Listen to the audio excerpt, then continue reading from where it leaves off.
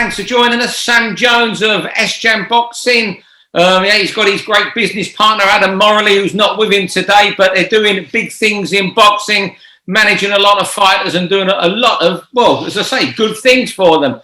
Sam, thanks for joining us. And it's just really an update if I can run through a few of your fighters.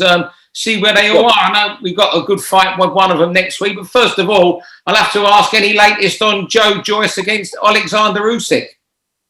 Joe Joyce against Usyk. So our team S-Jam are talking with Queensbury at the moment today as well. We've been in talks with them today. Look, it's looking positive. I know we're heading towards purse bids, but hopefully we can get a deal done before that's the case. So you're confident you'll get the deal and avoid purse bids just in case something could happen and you end up someone bids daft money in the Ukraine, which has happened before. Someone's bid ridiculous money and suddenly you're over there. Yeah, I mean, look, we want it. Joe's just come off a huge win on BT Sport, and that's the channel we want it to be on. We want to capitalise on Joe's recent success on that channel and keep building on there. It's about making a pay-per-view star as well now, because that's where the real money comes from, doesn't it? For Joe foremost, but also your company. Yeah, 100%. Listen, we've took calculated risks with Joe, but risks that we believe we're going to be rewarding, and they have been so far. We've been lucky. Joe's been able to back up what we've been saying on the outside of the ring. Because look, it's all well and good. You can have the best manager in the world, you can have the best promoter in the world, but if the product's useless, the whole ship sinks. So, and we're lucky we've got a great product with Joe, and I spend a lot of time with Joe, and I know like what would cause him problems and what wouldn't. And we were very confident with the Daniel Dubois fight that we've took the right fight here. And to be honest, Joe still didn't really get the credit he deserved after that fight, but we've got the win and we're moving on. And as I say, with the Usyk fight looking like it's very likely now, Joe's gonna have the chance again to show everybody how far he's come and how good he is. There's something you touched on there, not getting the credit for the Dubois fight, which is, fair comment. Do you think the same could happen from Usyk, where people would say, well, Usyk's just moved up from cruiserweight, he's naturally 2 stone heavier, and forget that Usyk beat him comfortably, you'll call that night in the amateurs? Steve, easy on the comfortable. Oh, yeah. I'll tell him you said that. No, you're right. Usyk convincingly beat Joe on points in the World Series of Boxing. It wasn't. It was a good fight to watch. I mean, I remember watching it. It was a great fight, but Usyk was the clear winner on that day. Joe was very inexperienced, and Joe, I think, actually said something in the paper the other day that he was full of admiration for Usyk after that fight of how great he was. But this is a different fight. This is 10-ounce gloves over 12 rounds. This is Joe Joyce territory, and we believe he'll win, Steve. We really do believe he'll win. He'll go in the fight as an underdog. And yeah, if he beat Usyk, he probably still won't get the credit. You just don't know. In boxing, it's very fickle, isn't it? Yeah. Joe could go and Tyson Fury, in my opinion, the best heavyweight in the world, and it would be like Tyson Fury's had an off day. In boxing, you can never really win, can you, Steve? It's one of those sports that you don't really ever get the credit you deserve until you really retire. Like Floyd Mayweather was unappreciated until he really retired. And people were seeing now how great he actually was. Lennox Lewis, they were like, oh, when he was around, Lennox Lewis was my ever, the best heavyweight I've ever seen. And it was like, oh, he's boring, just jabs, 1-2 jabs. Lennox Lewis, I've not seen a heavyweight as good as Lennox Lewis since Lennox Lewis. Do you understand what I mean? I mean, Tyson Fury, AJ, they're both great fighters in their own right. But Lennox, for me, is the best heavyweight I've ever seen. Especially him. I wasn't around for Muhammad Ali, so he's the greatest of all time. But it wasn't my era. Lennox Lewis was. And the reason why I'm mentioning Lennox is that he never really got the credit he deserved when he was around. But now people are realising what a fighter he actually was. So, yeah, in boxing, it's one of those sports, isn't it? You don't get appreciated until you kind of your time passed. One part you seem to appreciate, you're doing a top job for him over the weekend on social media, Solomon Dakray. You're a heavyweight from Birmingham with Christopher Lovejoy. People knew you'd signed Solomon Dakray. I got the pronunciation right of his surname. Akers. Dacres. Dacres, yes. Yeah, Solomon Dacres. Apologies to Solomon there, but you've got you've got him. So people knew you'd signed him, and now this weekend everyone's looking him up to see what he did as an amateur because of you. So, what are the hopes with Solomon? Do you know what, Steve? When I met Sol for the first time, because I've been speaking to him for a long time. When I first met him, he actually quite scared me a little bit. Like really, like he was just a bit of an edgy kind of. But when you get to know him, he's a lovely, lovely, down to earth guy. He's got a good story behind him as well. Speaks very, very well. And Steve, he can really fight as well. He's got the real. I won't swear on here, but he's got the. In fact, I will swear on here. He's got the real bastard in him, Steve. He really has. He's got the. I watched him spar the other day, and he's nasty. He's got real spite in him, and you need that at the pro in the pros. That level of. It's like with Joe Joyce. You wouldn't really think with Joe, like he's got that. When you meet him, he's just the loveliest man you'll ever meet in your life. And like if you watched him on Soccer, people were messaging me about Joe, saying, "Oh, Joe's talk." I said, "That's how he is all the time. He's just a big, playful, bloody big lump." Is Joe?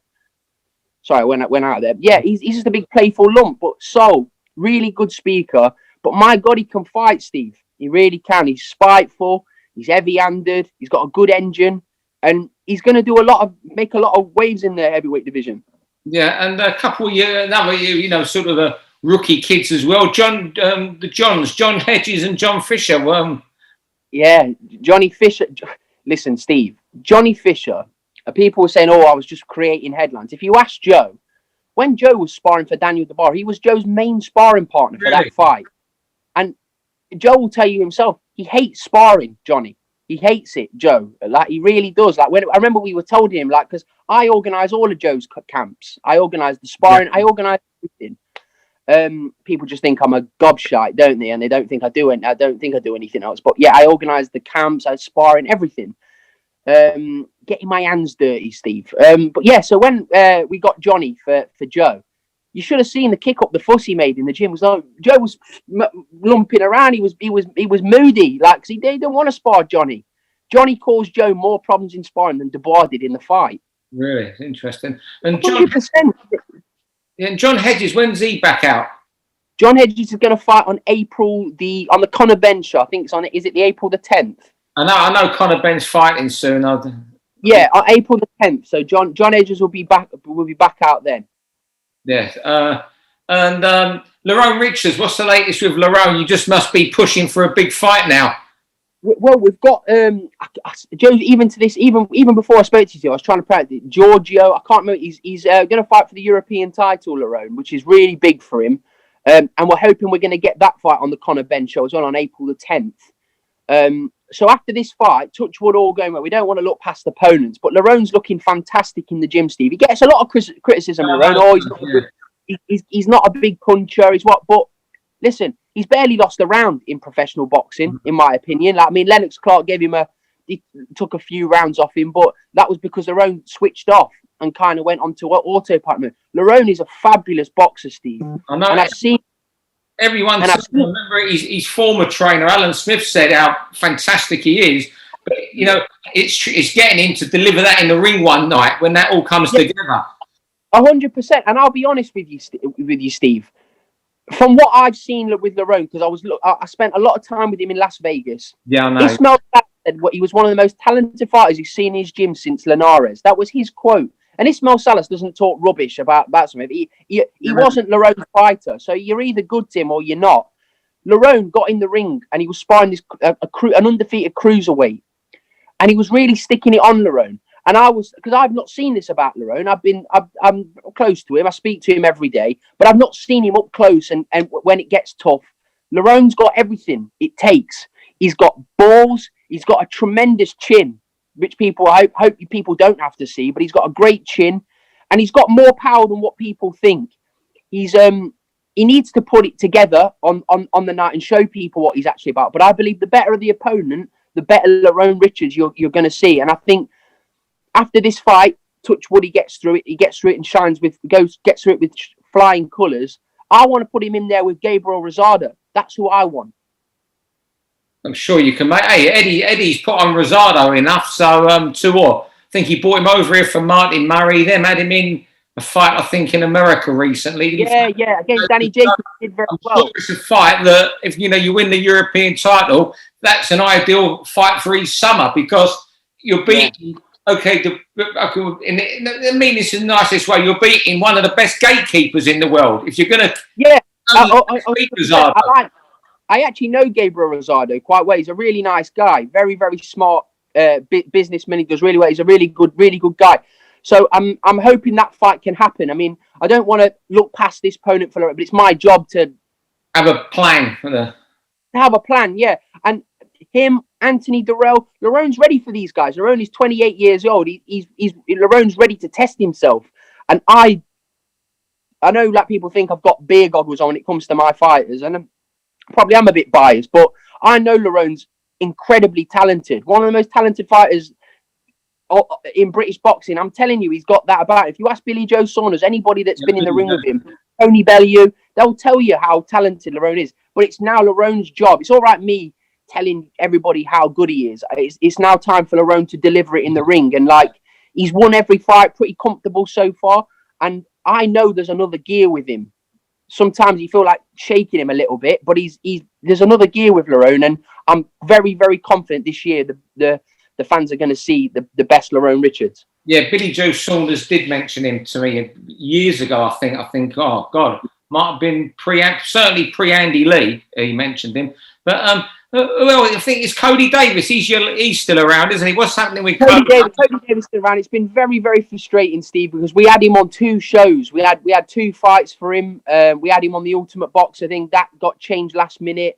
We had a fight. We accepted a fight with Dan Aziz, who Dan Aziz was calling Cody out. He then chose to decline the fight for whatever reason. It's up to Dan. Got no problem with Dan. He's a good fighter. We were confident Cody were going to win, and it's been very, very frustrating. I mean, he came off a loss against Umar Sadiq. No excuses other than the fact that he shouldn't have been at that weight. The reason for that defeat is because it was all our faults. He should never have boxed at that weight. He's too big. If you look at size of Cody, Steve, he's a big boy, isn't he? He shouldn't be boxing. He's got no business in super middleweight.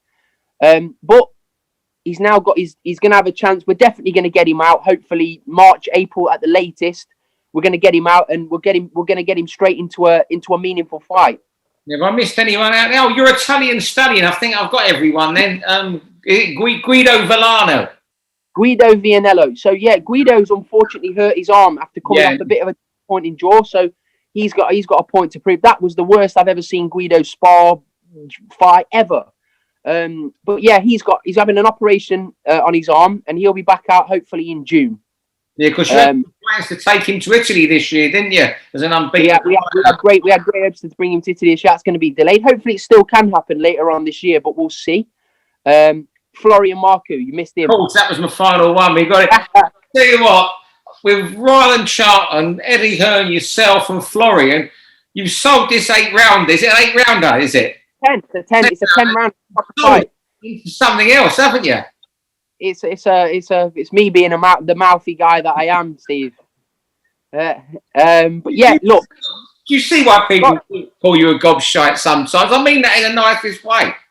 Steve, to be honest with you, value, by the way, but the more the time goes on, I genuinely mean this wholeheartedly. I really don't care as long as my fighters like me and people like yourself think I'm not bad. No, I know you, don't I? So yeah.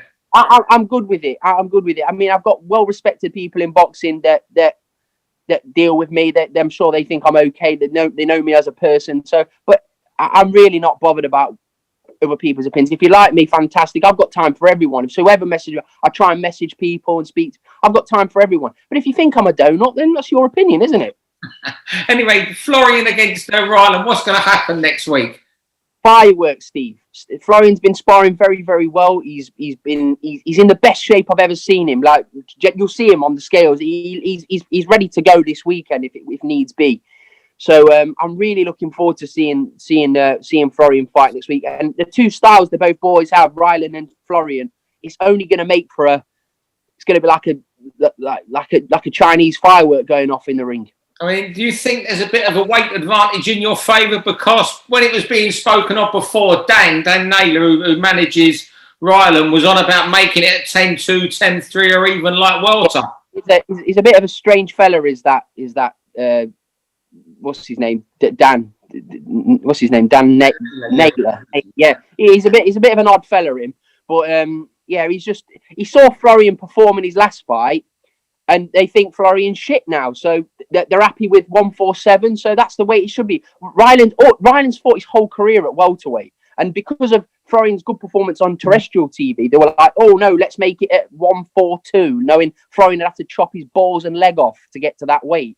So we'll see what happens on the night. It's going to be a great fight. I mean, Avanesi and Kelly is a brilliant fight, and then Ryland, Charlton, and Florian. What a way to complement a main event like that. Let's go. Who wins Kelly Avanesian before we let you go? Listen, I've seen David Avanesian spar, but listen, it's going to be a great fight. I kind of know who's going to win. I'm not even just saying this. I kind of know in my own brain who I think's gonna win. But I'm going to sit on the fence, Steve. I'm going to sit on the fence. All right, that's great.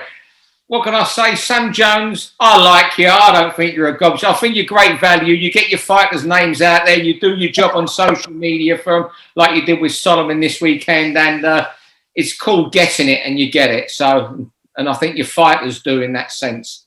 It's the whole thing, Steve. It's the game. It's the game. Like with me, I'm very switched on. Like I don't think. I mean, I'm very. I always think on how to get my fighters getting them out there, because look, boxing's a very, very hard sport, as you know, Steve. It's a very, very hard business. It's a bit hard business to crack.